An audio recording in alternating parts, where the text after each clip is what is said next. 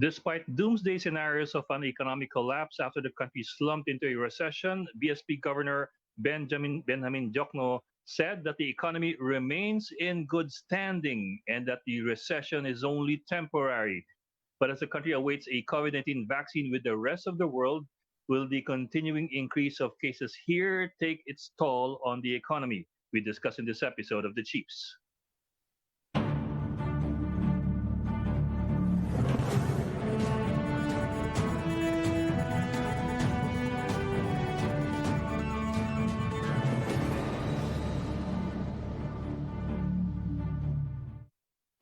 Welcome to this midweek edition of the Chiefs, and with us right now are Lucy Cruz Valdez, the head of News 5, and Ana Marie Pamintuan of the Philippine Star from the port area in Manila. Yes. And coming online in a few minutes will be Robbie Lampay of One News. Ladies, happy Good evening. Midweek. Yeah. midweek. Oh, Happy hump day. 4-5 araw na lang, Lunes ulit. Oo nga. Teka muna. Let's live in the here and now. Sandali na lang. August 15, required na tayo lahat magsuot neto in the workplace. Oy, meron palang tamang face shield ha. Dapat pala hanggang sa tenga. Ano ba yun? Hanggang sa tenga? Ganun ba yun? Dapat daw hanggang dyan. Yeah. Tapos okay. dapat daw dito hanggang yan. Dyan nag-uumpisa. Ayan, kompleto yan. Yan. Kompleto, standard. Saka may SRP na nag-issue ng DOH. Good. Di ba? So ba't hindi ka naka-face shield? Nasa workplace ka. Oo, yan. Malapit kami sa bilihan, yung pinakamura mga 25. Oh, port area yan eh. Although yung Magkano? 26 to 50. Sa Divisoria, 25. Depende sa Sa Ami, sa Divisoria merong 20 pesos. Oo nga, bulk yun, bulk. Depende sa dami ng bibili. Tama na, Ed. Let's not quibble over 5 pesos. Sobra ka Malaki naman. yun ha. If you're doing wholesale, malaki yun. Not for Ami. Kaya ni Ami yan. That's 25% increase from 20 to 25. Oh, laki-laki rin yun. Bakit mag-wholesale ka ba? Hindi ka naman mag-wholesale, no? Tulungan mo na yung mga nagbibenta. Tulong mo na yun. Ano ka? Hindi kung kumpanya, maramihan, di ba? Si Ed lang, bili e-commerce, sigurado na swindle na yan. 130 bili mo, no? 130. Ay, iba yung sinashopping niyan online. Okay, hindi face shield. Yun. Mga gadget, mga device ang mga sinashopping. Pero ayan, nagre-reklamo nga yung ibang empleyado yan. Yan ang issue nila ngayon. Nire-require sila by August 15. Ng face shields. Yes. But what about the vaccine? May vaccine raw sabi ni Putin. Alam mo ang pangalan daw ng vaccine? Potency. Potency. Pareho silang out of stock. Pinoy talaga, di ba? Lagyan na rin nila ng gluta. Hindi, yung pre-order daw sa vaccine. But I was doing a bit of reading about that vaccine. Number one, katatapos lang pala niya ng phase 1 and phase 2 clinical trials noong August 1. Yung third trial ng matugo. Yeah, and it only involved 67 people. Kaya nga. Sorry, 76 people. Yes. Ang third will only begin hundreds, if not thousands, di ba? Wala pa nga. Yeah. The third will only begin either today or tomorrow. Basta August 12 ang target nila. So it depends on your time zone. And they're looking at doing it in Russia, Brazil, Mexico, Saudi Arabia, and UAE, and possibly the Philippines. But they're only looking at 2,000 trial cases. Medyo maliit. So actually, maliit pa rin yung niya. Even if they're going into third trial pa lang, maliit pa rin ang kanilang sampling size. Robbie's over there already. Robbie Lampay of One News from the newsroom in Mandaluyong. So wala pa sila sa third phase ng trial, but they already approved it. So that should give you a bit of that should give you reason to pause din eh. Sabi naman ng DOH na hindi daw basta-basta. Yeah. Kasi nga, they've only tested it on 76 people, and a good number of those people tested pa were soldiers who are usually physically fit. Kasama naman daw anak ni Putin. Oo nga. Sabi ni Putin, kasama naman daw anak niya. Oo. Baka yung anak niyang doktor yun. Oo. Testing talaga. Baka sumama Pero talaga. ayun nga, sinabi nga ng DOH dito that even kung pumasok dito, let's remember we have our own protocols. Apart pa sa kung ano yung recommend ng WHO, but even kung dumating dito, supposedly meron tayo sariling protocols. So hopefully, I mean, masundan natin yung protocols natin. Because totoo naman I mean, even kanina ini-interview, even lay persons, even people on the street understand they have their questions about, alam nila na hindi pa natetest sa Russia. Oo nga. Yeah. Nag-volunteer naman daw yung presidente natin maging guinea pig, although hindi nga Hindi daw raw siya pwede.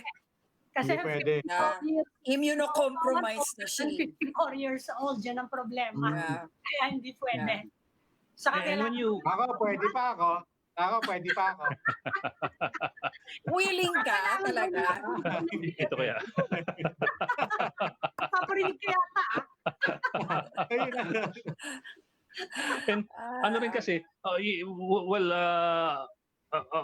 the surface, it sounds like Russia is ahead in terms of the vaccine. But when you really do some reading about it, they're only going to phase 3 pa lang today or tomorrow. But yung vaccine candidates dun sa Oxford in Britain and yung vaccine candidates dun sa China, they're already going through phase 3 trial. So they're actually ahead. Yes. Yun lang, inapprove kaagad ng Russian Health Ministry itong vaccine ng vaccine candidate ng Russia. So which is more effective, we really don't know yet. Pero ahead yung trials ng Oxford tsaka ng China. Dalawa sa China actually. Dalawang companies sa China. Kailangan daw testing then, sa virgin population. Ano ba ibig sabihin nun Ano yan, Jovi? Anong ibig sabihin mo ng virgin population? Ano yun? Hindi ko na No disease. Okay, no disease. Okay. Huwag mo na gamitin yung word na yun. Yan, pwede tayo. Yan, pwede tayo. But anyway, Hindi. talaga No history of disease. Ng COVID. Okay. Pero, malaking bagay kung makakaano ng vaccine, napakalaking bagay, lalo na sa economy natin. And in the US, sabi nila sa Moderna, sila Fauci na nagsasabi, by November daw, baka out na yung results. Definitive study.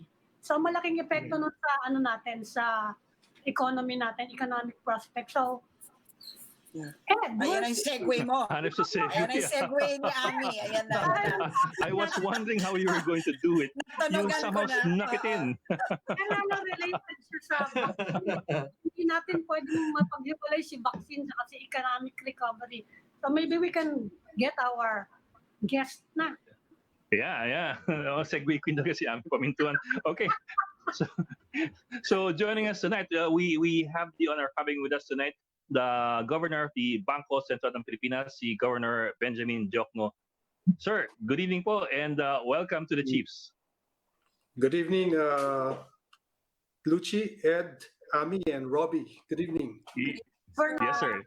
Sir, thank you for joining us. We know you're quite busy, but you're with us tonight. Sir, ngayon, I understand that you had an interview with Bloomberg sometime mga mid-July, or just about mga 2 weeks or 3 weeks ago, before the latest numbers came out dun sa GDP.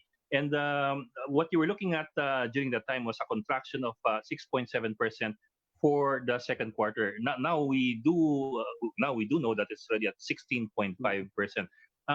So I suppose the numbers took you by surprise. It seemed to have taken a lot of people in government by surprise.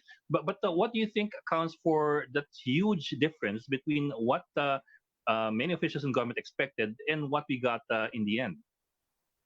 Siguro yung severity ng lockdown, no? And the consumer behavior is one.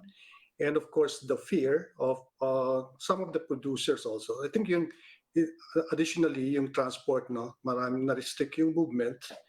And so, but as I said, this is not the end of the world for us. As you know, in past crisis, we ran out of dollars dahil the peso was depreciating and we don't have a huge gross international reserves. interest rates were going up. This is much different. Ang reason lang why the plunge was huge was because of the lockdown talaga, severity of the lockdown.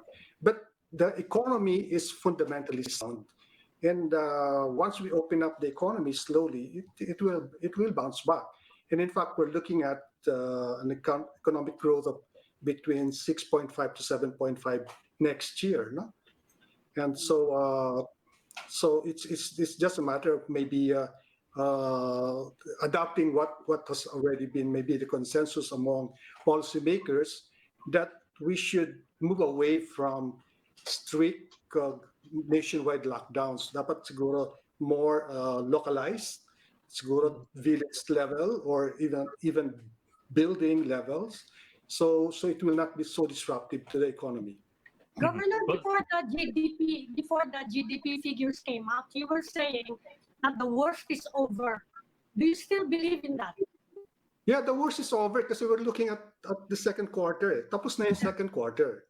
So But this is from here on, this is a prolonged crisis. You can see naman, wala pang vaccine, wala no, pang no. tumataas lalo yung ano. We look at some of the indicators. Manufacturing is actually being less negative. Capacity utilization is being less negative. There's heavier traffic now. So once we open up, siguro pag by August 18, we will back to mas open na economy. Alam mo yung this 2-week lockdown is only Greater Metro Manila. It's no longer Manila plus Region 4A and Region 3. It's no longer that. It's Greater Metro Manila. And so next week, we'll go down to the, siguro, sabi ko nga, village level or by buildings na lang. And then, but we'll open up almost everything. Except, Pero sir, yung mga schools, I don't think we'll open up the schools, and also the athletic events and even the concerts, etc. yes. Pero sir, consumption is still down. And economists are saying that people are still not about to spend because of the uncertainty and the growing numbers pa rin of COVID cases. That's true, but we expect the third quarter to be better than the second quarter. Kaya yun ang ibig sabihin, the worst is over, no? The third quarter, which is July, August, September, will be much better than the April, May, June, and then the fourth quarter, which starts in October, will be much better than the third quarter, and then the next year we expect a stronger recovery. What will fuel the consumption in the coming quarter? What will fuel the consumption in the coming quarter, for example, given that the cases are still rising? Well, alam mo, to me, the correct metric, let's not be focused too much on the number of cases. The correct metric is death per 100,000 population. Okay? And we're doing well in that metric. And compare us with other countries and the same countries, our peers, let's say Mexico or Peru, or something like that, or even compare us with the more developed countries with more developed health system. We're doing much better. What will propel the consumption? I think because of the opening up of the economy. The president wants people to go back, look for a job, and factories will start firing up. The build program will be on stream, and then of course, as I said, manufacturing will pick up. No? Those to me, the growth sectors will be agriculture. Second will be information and communications, and then once manufacturing starts cranking up, and then of course the build. Ay, yung build, madaling restart yun kasi well-funded yun at saka may mga plano na talaga yun. Okay. So yung pong projection nyo na, as you said, you expect a stronger first quarter next year, and we expect that as much as well, even just for base effect. Pagsak lahat ngayon, we would expect, we would hope na mas malakas next year. But what are the assumptions? What are the major assumptions underpinning those projections? And on the other side of it, what might be some risk factors there in case certain major assumptions do not come to pass? We have to live with the virus. Okay, let's not wait for the vaccine before we start buying. Yun ang number one assumption. That the assumption is that all the measures, the fiscal, monetary, and the health measures that we have adopted will gain traction. Kasi yung second quarter, understandably, we have to lock up the economy so that we can build our health facilities. We can we can we can flatten the curve, and that's what we're doing. We're now testing, treating and tracing and treating people. So pag nag-gain ng traction yun, and it's gaining traction now, and we learn to live with the virus, hindi na tayo kasing takot nung second quarter, I think the economy will pick up. You were But quoted, if, sir. Go ahead, Robbie. yeah, but if flattening the curve, for example, is one of those major assumptions, what exactly are we looking at? Because I understand what you're saying, that you're looking at case fatality rate as one of the major indicators. Correct. But as far as the behaviors of people are concerned, the reality is that's not what they're looking at. They're looking at the number of cases rising. They don't see it. And even if you were to say that that's just one side of the optics, the reality is that is what is dictating the behavior of people. And in a consumer-driven economy, that's a big assumption to hang your hat on. Well, we're learning something new every day, no? Hindi na tayo kasing takot noon before kasi kala natin talaga this is morbid, no? The virus. Now 98% or 99% hindi naman ganun kaseryoso. Kasi nga look at the death per 100,000 population. So kung mag-iingat lang tayo, and here there's a responsibility of citizens is very important. No, we learn to wash our hands, wear our mask, and maintain the distancing. We'll be okay. Kaya every day we learn something new. We know how to live with the virus. We cannot be forever scared of the virus, not getting out of our house, hindi ba? And so we're now actively seeking those who are infected, and we have built enough facilities, and we keep building more facilities so that we can really address this while waiting for the vaccine. Actually, sir. That's the difference. That's the difference, no? Yeah, but the thing is, I don't think that we are scared about the death as much as we're simply scared of getting the COVID virus. The fact that you have to be in quarantine for 2 weeks is in itself already a major cause of fear, no? So I think that's the reason why people are afraid to buy or to spend, because they're so uncertain precisely about what could happen to them if they step out and get the virus, knowing that there are so many asymptomatics pero positive who are around. So, how do you quell that fear? That is Because why I think that's where the fear is coming from. That is why we're now mandating the mask, no? And for those who are Even the shield. yeah, you really have to live. You have to learn to live with the virus. Hindi na alam mo kasi there's no game plan for this. Wala namang, every country is adjusting. And so as I said, we learn everything every day, no? We cannot forever stay at home, hindi ba? Sinong gustong, because of the fear, hindi naman pwede yun, di ba? So at some point you have to ang importante dito yung vaccine. The vaccine is more available now, and that will give you some assurance that you are not infected. And for those, and I think it's a good assumption also that we can infect somebody even if we're asymptomatic. So we have to wear masks. We have to wash our hands. and we have to maintain distance wherever we are. So that's it. Governor, you have your economic assumption of improving conditions is based on the gradual reopening of the businesses. Kaya lang, we are seeing now in other countries such as Spain, there's a resurgence of the virus as they reopen. Lalo na sa, well, I mentioned Spain already. Napakalaki ng pag-akyat ng cases nila and they are forced to return to lockdowns. Are you factoring that in? That Alam possibility? mo, Amin, you see naman sa Spain, hindi sila nagmamask, di ba? They're parang, they go to bars, etc. Open, but each country is different.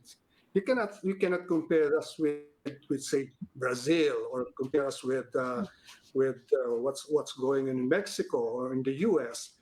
Every country is different, and so I think we really have to observe what the health protocol. And in fact, we should get on with our business. In fact, binubuksan na natin yung export processing zone, no?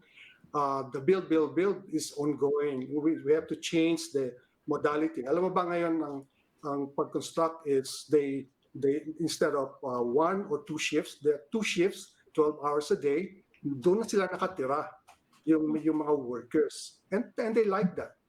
So because they get paid higher and they have the facilities there, they're not likely to get infected. Kasi when you go back to a community which is a hotspot, mas malaki ang risk na magkakaroon ka ng problema doon.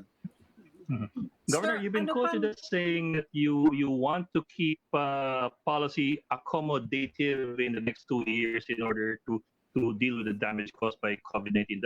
That's a bit of a technical term for most of us who are not that familiar with monetary policy. What exactly do you mean by that? Accommodating the economy. Well, we have released so much into the system. No? Can you still see me? Or, Yes, sir.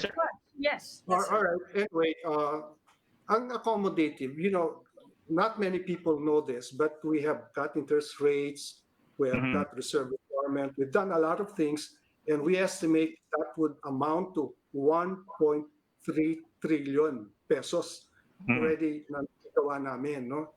In fact, we were the earliest in the world to address the pandemic, no? So we're one of the most aggressive. Ang ano lang namin is that right now we have the lowest interest rates ever in this country, 2.25%, and I think that in order to give the Philippine government and society a chance to really make up for lost grounds, and in fact we can rebuild better, we really need this kind of policy. So I did not say 2 years, but I said right now we will be at this accommodative stance for maybe the next few quarters. Could be a year and a half or 2 years if necessary. But we still have a lot of bullets in our arsenal, except I keep saying, monetary policy works with a lag. Hindi naman porque nag-action kami ngayon, there will be some reaction in the market. It could be as long as 3 quarters, no? So let's see kung hanggang saan tayo makakarating. But I think we have learned to live with the crisis, and we are now responding better. And as I said, the strict general lockdowns will be a thing of the past. Hindi na talaga natin gagawin yan. And that has been accepted. Pero sir, sabi ng Governor, ibang nabanggit niyo po economists, Governor, nabanggit niyo po na marami pa tayong bala. What does that mean in terms of our debt or taking on more debt? No, we actually, well, that's on the fiscal side. No, right now we have one of the lowest debt to GDP ratio. Our debt, in proportion to our economy, is one of the lowest. No, in fact, for example, last first quarter, our debt to GDP ratio is 21.4%. No, kumpara mo yan sa Malaysia, 64%, Thailand 30%. Indonesia 34%, and then you compare that with our With other countries, we consider our peers like Mexico, 37%, in Peru, 28.2%. No? So meron pa tayong play on the fiscal side. Pwede pa tayong mangutang to finance what we need to strengthen our health system and to help those who are in need. No?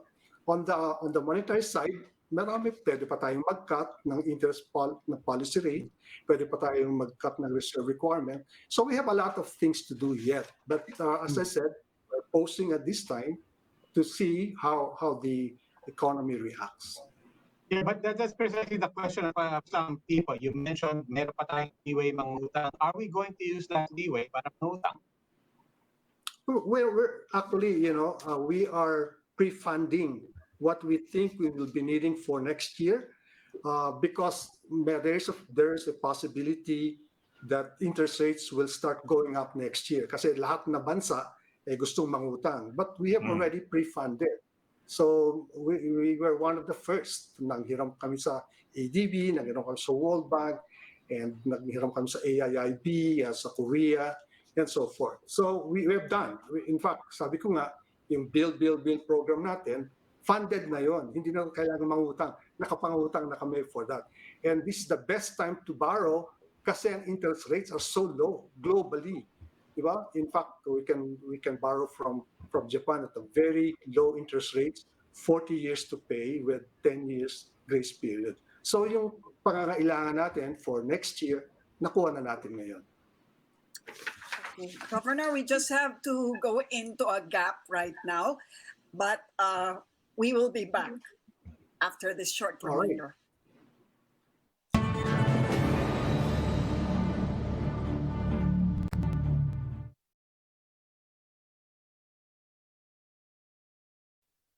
Hindi na siya babalik.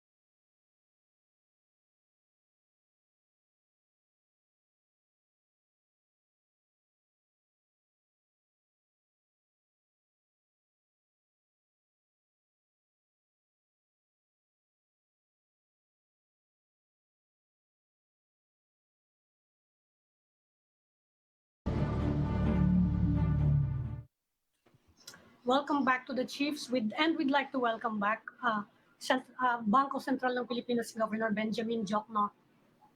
Sir, isang question na lang. Sir, Okay.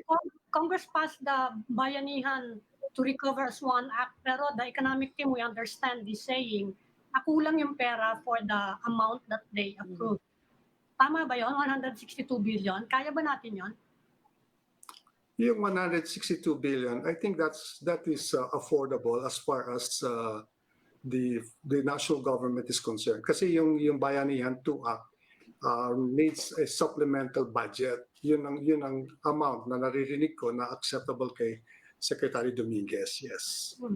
Are you expecting a sharp recovery, a swoosh recovery, a very slow recovery? Ano pong sabi ko, deepest na natin yun. That's why when I said that the worst is over, yun yung second quarter. Then we'll start recovering in the third, fourth quarter, maybe 0 in the third quarter, maybe 0.5% or 1% in the fourth quarter. And then sa next year talaga yung mag-expand tayo. So that's what I call the swoosh type of recovery. Yes. Right? So, okay. So, Central Bank Governor Benjamin Diokno, Thank you for joining the Chiefs. Salamat, sir. Thank you, sir. Salamat po. Thank you, guys. Thank you. Yes. Keep well. Okay. And now we'd like to welcome our next guest, Dr. Ted Herbosa. He's the Special Advisor to the National Task Force Against COVID-19. Good evening po, Mr. Good evening. Herbosa. Welcome Good evening. Good evening, Good sir. evening po. Good evening, Yes. Lucy. Hi, Doc. Good evening, Ed. And good evening, Wong. Yes. Sige po. Well, sa umpisa nga ng show, pinag-uusapan namin yung talk of the town. Si Sputnik. Putin Vaccine. Sputnik 5. Putin C. Putin. Just to manage Sputnik 5 yun, di ba? Hindi Sputnik V. Sputnik 5 yata. Oh, Sputnik 5, I think. Yeah. just to manage Sa news kasi kanina, Sputnik V yan sinabi. Sorry. Huwag na Roman yung Roman numeral. I think they launched 4 Sputnik satellites. That's the 5th. Doc, Yeah. just to manage expectations, ano pa ba ang pagdadaanan nun before it reaches the Philippines? You know, even the WHO has stated in their news na they still know very little about the Russian vaccine. Apparently, all we know is that the Russian vaccine was being developed during the time of the first SARS, yung SARS-1. And syempre, nawala yung SARS. I'm sure nahinto yung vaccine development noon. And then sabi nila, ni-revive lang nila yon. That's the news articles I'm reading about the Russian vaccine. Yeah. So hindi But na head start, John? Yun ang sinasabi nila, they had a head start, kaya ito ganun kabilis. I suppose yun ang reason why they're saying they had a head start, because they just will change the viral load nung vaccine from the original SARS-1 to itong current na SARS-CoV-2, di ba? So baka ginawan lang nila ng technological, but we still haven't seen the publications kasi the Russians, when they do studies, they publish in Russian. So we will have to wait for the English translations of this. Unlike the Chinese, at least nagpa-publish na rin sila ng English. Ganun din ang, of course, US and UK, which are the two other countries that are saying there are about 100 vaccines. Ang dami ng countries na nagta-trial. And ang mga nauna was China, UK, and US. Yung three leaders. And Japan. Oh, yan. Ng three leading doon sa what we call the vaccine trial phases. Yung phase 1, yung animal studies, tapos yung safety trial, phase 2. Phase 3 is the clinical, yung tao. Ita-try mo to a few people. So nakita niyo yung mga vaccines nung UK, nag-inject na sila to some people. Ganun din yung sa US. And then ang China, hindi rin natin masyado naririnig because Chinese news yan. But alam natin they're ahead because they're the Pero first Doc, one to identify the sequence. hindi ba napakahalaga yung number of people who are undergoing the clinical trials? Isn't that important to have a significant sampling? Kasi from what I read, naka phase 1 and 2 pa lang sila with 76 patients. They're only going to phase 3 on August 12, which is today or tomorrow, depending on your time zone, with 2,000 patients. But they've approved it already from the Ministry of Health. They approve it as a phase 3 vaccine probably. Kasi, so, bibilis na yan. Na eventually, ganyan din yung phase. If you have about 2,000 to 5,000, easily, kayang-kaya ng Russia mag-produce ng sundalo lang siguro nila, injection na nila. Yeah. They can easily produce 2,000 to 4,000 subjects. And then tingnan nila yung results nun, kung mag-antibody, magpo-produce ng antibody. And then they have something to show na. So it's become a race. I think you can see that it's now become like the space race. Kaya kita nyo, even the name they gave was Sputnik. Kasi Russia was the first one to send satellite, which is the Sputnik. And they were also the first one to send monkey ba yun or dog in space. You know, tapos and that started a race. But Doc, other than the sample size, I would imagine that the protocols also dictate that the time it takes to wait kung may side effects and so on is also important. Walk us through the protocols both outside international standards and once pumasok dito sa Pilipinas, how long for every stage to see? And even in the best case scenario, if we follow the protocols, what is the earliest and quickest that is actually reasonable and possible to have this being tried out with the public? Okay, so there are 4 phases of vaccine trials. Yung phase 1, which is the parang laboratory testing. So usually animals yan. And then the phase 2 is usually a safety trial. They'll give very high doses to certain animals also, or and find out the toxic dose or kung ano yung harmful effects. And the third is the phase 3, limited number of subjects na volunteer. So ito yung mga volunteer subjects na phase 3, anywhere from 2,000 to 5,000 people. And then the phase 4 is the first But gaano katagal yun? product launch. Other than the sample size, gaano katagal yun? I mean, when you say Iba that yan, no? There are, depending on how fast the science is or kung may stumbling block, kung mayroong problems in the technology, but normally 1 to 2 years siguro bawat isang cycle niyan. Now, ang nadinig ko, pinagsabay nila yung phase 2 at itong phase 3. So, pinagsabay nila yung safety trial at yung start of giving it to human subjects. Kaya inapprove na nila, di ba? Kaya di ba sinasabi ng Russia, they have approved it. I probably approved it for phase 3 clinical use. That's my deduction, intellectual deduction of what they're doing. Kasi yung Russia, yung UK at saka yung Chinese and American are all in phase 3. Nandun na sila. Nag-human trials na sila. So ang sinasabi ng China, they are ready to mass produce by September, October. Parang ganun yung sinasabi nila. Nauna sila kasi they were the first one to isolate the virus, di ba? So I assume they had a head on. Tapos humabol yung UK company na nakipagkontrata with Oxford. an Indian, the Oxford group, made a deal with a big Indian vaccine manufacturing plant who decided to do the plant line already, the vaccine production line. Nagsugal siya.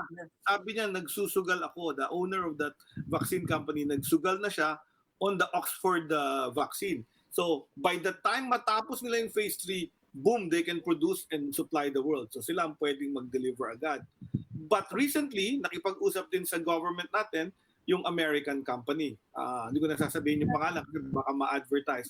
But you can Google them. The American company is also in phase 3 and claims they can start getting orders. Nanghihingi na ng order. So all 4 countries are actually talking with our government. Tayo naman, wala naman tayong pinipili eh.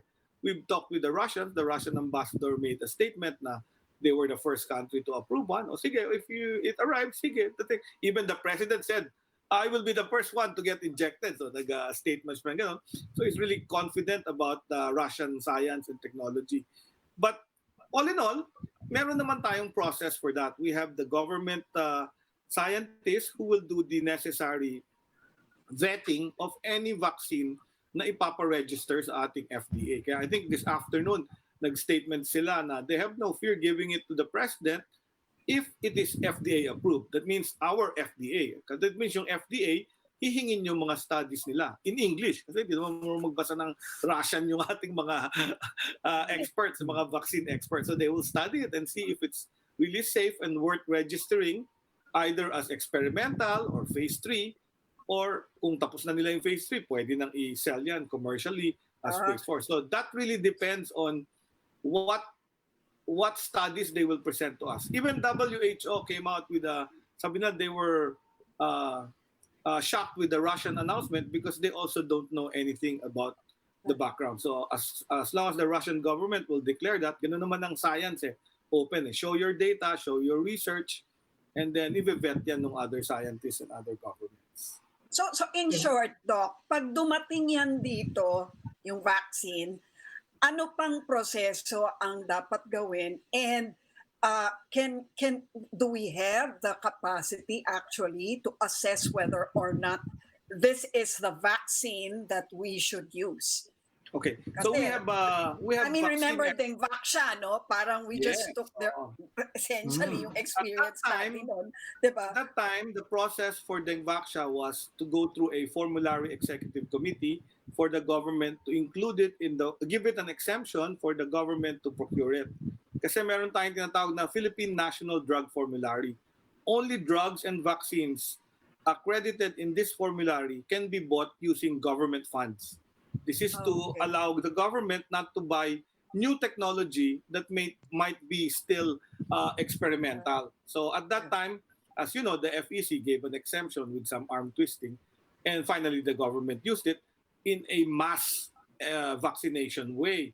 That's problematic because minadali mo. Now, here, I think because we've learned our lesson, we recently passed the law, the Universal Healthcare Law.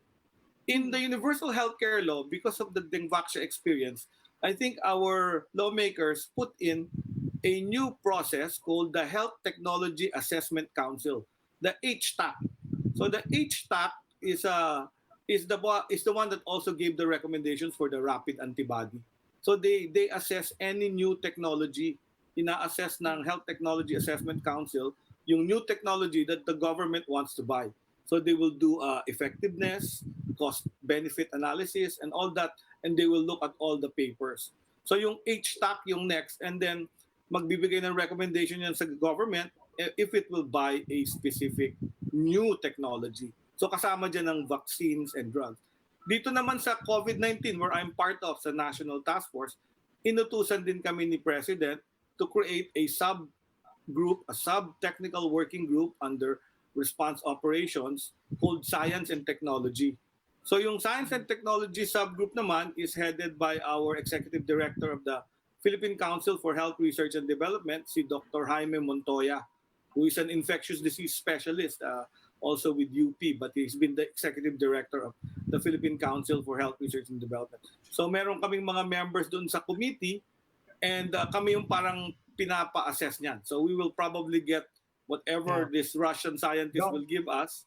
We will probably look into that, or we will call experts. Kung hindi namin linya, tatawag kami ng mga local vaccinology experts. So gaano katagal yung process na yun? Gaano katagal? Doc, if you don't mind, ito lang naman, ako sa akin, ito lang naman yung tanong ko. It's very basic. Are you confident, as you've seen from the task force and as you've seen from how this president works? Now, political will is very, very strong with this. Diba? So, are you confident that at the end of the day, mananaig yung opinion at recommendation ng mga scientists and for that matter, ng ating mga protocols? Because as you said, even with Dengvaxia, it took some arm twisting, as you said. There were safeguards. This government is certainly capable of that as well. Are you confident at the end of the day that our protocols will hold and that the opinions of the scientists and the medical community will be respected over and above the political will of this government to immediately eradicate this, and as you said, pwedeng magsugal? That's a very good question, and I'll answer that in the light of yung discussion nyo earlier with Chairman BSP Governor. Governor Diokno, with Governor Diokno. It's really a battle between health and economics. In the past, so far, the President and the IATF has listened to its health advisors and the science advisors. In fact, ang tagal ng ating ECQ and community quarantine is because siguro nakikinig siya doon sa mga, and then even more recently the doctors started to complain that they wanted a timeout. So we're now in this MECQ, di ba? Na nakinig din siya. So I'm sure because this is a scientific matter, I'm sure all papakinggan yan, but they will have to weigh that with what it can do to our economy. Kasi having a vaccine will really help us out in terms of how we will handle the economy, our way of life, our society, school, everything can change. So game changer talaga if we have an effective vaccine at our disposal. That's why my question is, Dr. Herbosa, gaano katagal ang proseso kung sabihin na natin mamadaliin? At gaano katagal kung hahayaan siya to run its normal course? Because that's what people are waiting for essentially. When will the vaccine My answer to you is, I don't know. But I can tell you the time it took to develop the measles vaccine, the hepatitis vaccine, the other vaccines took decades to develop. Yes. So that's reality. That's the reality of how those vaccines got developed and then became an expanded program of immunization. So iba pa yung sa umpisa, hepatitis, kaming doctors lang binibigyan. And then later on, napasa yung law, even newborns are now given the hepatitis B vaccine kasi nga, it can prevent your liver from cirrhosis and fibrosis. So, nakita na may use siya, pero over decades, doktor na akong batang doktor to parang middle-aged doctor na ako when the vaccine became part of our program. So, it really took time. However, I will say that with this COVID-19, I have seen amazing things with science. This is the first time that we see a virus na within weeks of its identification, may genome sequence na-identify na yung full genome sequence. So we are living in an entirely different world wherein science is able to do data analytics, genome sequencing, and very exotic tests that we didn't have before. Not Yes, like what we had in 1918. Yes, but Doc, you will agree discovering is one thing. Testing is a different process. Oh, and I agree with you that we shouldn't hurry because when you have a vaccine that is not safe, we saw what happened, di ba? Why would I give a vaccine that would cause the deaths of 200 to 500 people, di ba? Yun yung nangyari sa atin sa dengue vaccine. That's why we pulled it out again because there were people who apparently died from it because the vaccine wasn't effective, it was because it wasn't implemented correctly as a program. So that's why scientists want to move very slowly. Di ba? We are not, ang mga doktor, hindi yan padalos-dalos. Even with new drugs and new therapies, it takes years before everyone eventually accepts it. So there's that element of safety. The more with programs wherein you will give it to a whole population. Kasi nabang-magnify yung error. But the reality is that the president has already endorsed. The president has already endorsed this vaccine publicly. Doesn't that put pressure on regulating industries, regulating agencies? I know, of course, they should be independent, but in the end, it does add a huge amount of pressure on people who will be considering these vaccines. Dagdagan ko lang po yun, Doc. Kanina nabanggit nyo nga na ang mga dagdagan ko lang sinabi ni Ed, no, for additional context. Nabanggit nyo nga na ang mga scientists, they would prefer na mabagal. We take our time. Yes. That's the opposite mindset of this government. Yeah, because they also everybody, not only this government. I'm telling you, Russia announced it even before they can even show all their scientific evidence. So even Russia is in a hurry to announce it. So is the US. I got a call from the US company that wanted to have access to the president and be able to ask if we wanted to pre-order the vaccines that they're making. And so with the ambassador of another country. So all these countries are looking at our country as potential clients for buying these vaccines that they are producing. Now, tayo, we have to look at which one is most cost-effective, which one is safe and risk-free. So yun yung job natin. Ganun naman eh. We will have to decide eventually. Doctor, scientifically speaking, speaking of risk-free, kapag ganyang kabilis yung development ng vaccine compared to years sa iba, you understand kung people will think na ano ba yung risk ko dito? Iba kahit anong vaccine na lumabas ngayon iisipin pa din yun ng mga tao There has always been a vaccine. Vaccine hesitancy, we call that now vaccine hesitancy. Yeah, even if it's approved by the FDA, di ba? Tuloy-tuloy ang test ng mga pharmaceutical companies to find out over the years kung meron kang mga idadag na contraindication, idadagdag. Correct. To impact siya, di ba? So, exactly. Scientifically speaking, we have to tell people, pag kayo nag-accept ng vaccine na to, you have to take the risk, di ba? May risk siya. Yes, correct. Especially new drugs or new vaccines. And we have had experience with that. You know, we have thalidomide, which is given to pregnant women. And then eventually they saw the complications, yung walang kamay, walang paa yung baby. They pulled it out and canceled. And we have several stories of drugs like that look very effective. But then when given to the population, lumalabas yung mga side effects. May mga pain reliever na pinull out kasi it causes heart attacks and kidney problems. So they were very good drugs. Kaming doctors prescribed it. Pero over years, after it's been released, lumalabas yung complications na. So hindi yan 100%. Nothing is 100% in medicine. We always take it with caution, and then we're playing with lives. Remember, a vaccine is a prevention. So when you do something that is supposed to prevent something, it takes a longer time to find out if it will indeed prevent an infection with COVID. Kasi ano yun eh, you give the vaccine, he produces antibodies, but will he be protected or will he develop symptoms? Yun ang hindi natin alam. So yung long-term follow-up ng mga na-vaccinate, yun ang hihintayin ko. I mean, me, if I want the vaccine to be given to me or my loved ones or anyone else. So I'll look at an objective assessment. I do hope the government will listen to its scientists. Marami namang scientists na magagaling sa government. Iko-caution nyo yung government nun. And are you ano expectation na sa public reaction to the vaccine?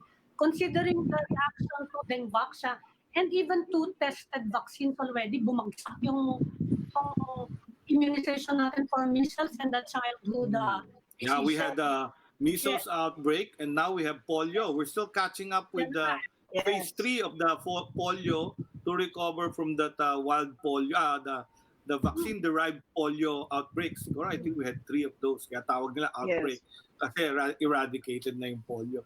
And then because of all the media hype of the Dengvaxia, nagkaroon ng vaccine hesitancy ang mga tao. People started to doubt whether a vaccine is indeed good or safe. And people say, no, these vaccines that we give, these 8 vaccines that the government regulates to be given to children is really safe because they've been used for decades.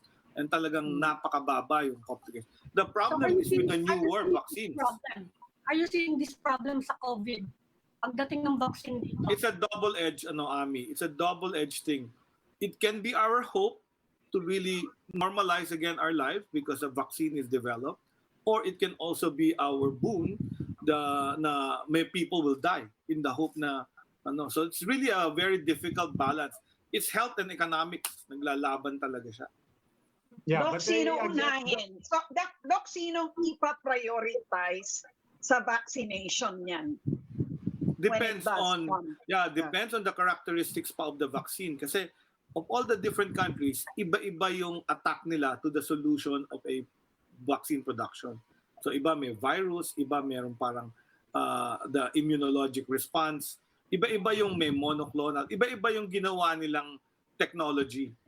So iba-iba din siguro ang magiging target population for each. Yun ang tinatawag nating indicative. But what I know for a fact is when there is a new drug or a new vaccine, we usually don't give it to children and we don't give it to adult, senior or elderly people. So in fact, this Russian vaccine already says in its package na not to be given below 18 and above 59. So Putin didn't get it, right? He didn't get injected with it, but his daughter got injected with it, who was probably within the age group. So meron ding mga sinusunod na policies yon on who should get it. So you try to minimize the risk because it's new. You get the people with a strong immune response. So usually a young adult ang kinukuha dyan para saka walang ibang sakit para hindi ka magkaroon ng problems and complications. Doc, kanina nabanggit niyo I mean, one of the most famous cases, of course, of yung rushing into something, not knowing the full. You mentioned thalidomide. With thalidomide, we saw the side effects, particularly with pregnancies, particularly with babies. That gives us a very specific timeline na we have to wait at least 9 months just to make sure that kung merong buntis na nabigyan ito, we have to see the side effect or any potential effects all the way to sa panganganak. Is that a standard timeline? Does that put a very specific expectation for us na every time may bagong vaccine or medicine, this is the kind of measure that is really responsible and that we should be looking at?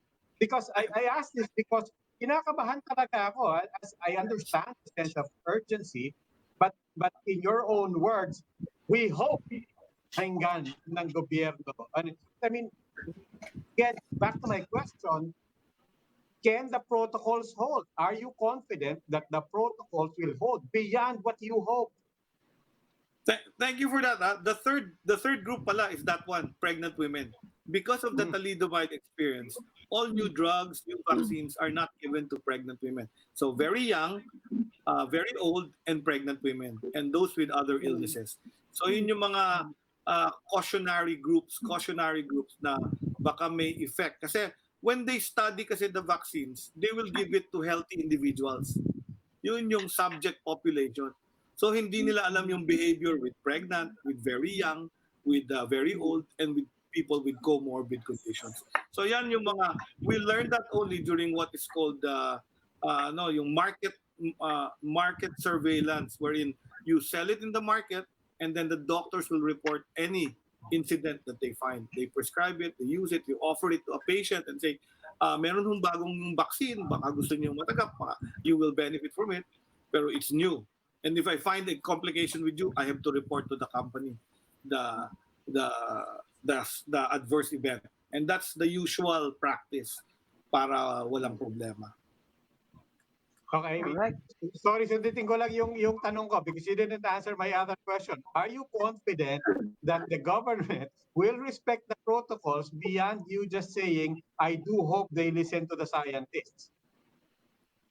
Well, we have to look at the data first. To answer your question, show us the data. Show us the data. Ganun sa science, sa open science, show us the data. If the Russians say they have a vaccine that's ready, show us your results of the experiment and the trials and everything. Show us the clinical data. In English, kasi di ako marunong magbasa Russian. So they'll have to translate their publications and everything. Okay. Yun. Maraming Okay. salamat po. Dr. Ted Herbosa, spasibo. Thank you, sir. Okay, Maraming salamat. Thank you po. That's the only round. Thank you po for joining us today. Thank you, sir. Oh, yun. So pipilan na ba kayo? Walang Ewan ko, I don't know. Ako, I mean, I appreciate Dr. Herbosa, but I feel like I couldn't get a straight answer as to whether or not he was confident. I mean, because it's not. I wasn't talking about data. That wasn't the question. I think the question is whatever the data is, and kung ano man yung kinatatayuan ng studies sa Russia, we have protocols here. Diba? Kahit ano pa yung sabihin ng Russia. So the question is, Robbie, kung hindi na yung you're protocol, yun lang naman yung tanong ko eh. I know, but Robbie, you're also asking him to second guess the decision of the president, diba? And the National Task Force. No, So, what I'm trying to... I don't think I'm he not- was ready to give No, an I know. answer. I know. And for me, it's telling. Diba? If one of the chief advisors to the IAT is, and it's not asking him to second guess. I'm trying to ask, may protocol ba? And then the next question is, susundin ba itong protocol? And dapat pa, and how strong is the protocol? Right? Is this a law? Is this what? And susundin ba yung protocol? Or does it come down to political will? I mean, whatever it is, the public has to be braced for that. That's my point. Yeah. Mahirap pa Whatever the case is, the president has already put regulators in a bit of a bind Yes. by endorsing the vaccine. O, sige. So, Ed, mauna ka nang magpapabakuna. Hindi na pwede below 19. Teka, Hindi na pwede below 19. pwede bang, oo, ilan taon na ba? Okay, nagkakaloka na tayo. May reservations na daw global, 5.7 billion pre-order. Yeah. For the vaccine. Yes. Yeah. But just Sputnik, the literature says that Sputnik has to be given in 2 doses, 21 days apart, and it's only good for 2 years. And so far, they only have capacity to manufacture 1.5 million doses for 1 year. So they have to ramp up that area pa. Sa iba-ibang kumpanya, 5.7 billion. Yeah. Big business. Huge Yeah. money, yeah. Okay, that's it for this midweek edition of the Chiefs. We hope what was discussed here will keep the conversation going. I'm Edwin Gaupan News. I'm Ami Paminton of the Philippine Star. I'm Lucy Cruz Valdez of News 5. I'm Robbie Alampay and we are One News.